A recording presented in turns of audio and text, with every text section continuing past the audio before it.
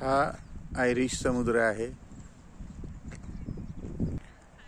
याचं वैशिष्ट्य असं आहे, या आयरिश समुद्राच्या आजूबाजूला शेती आहे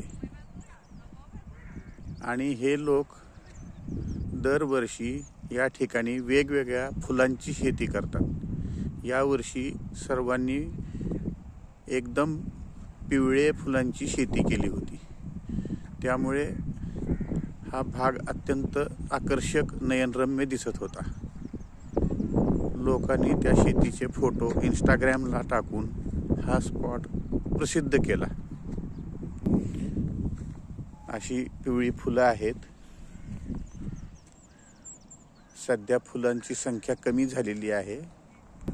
असा हा अथांग सागर आहे।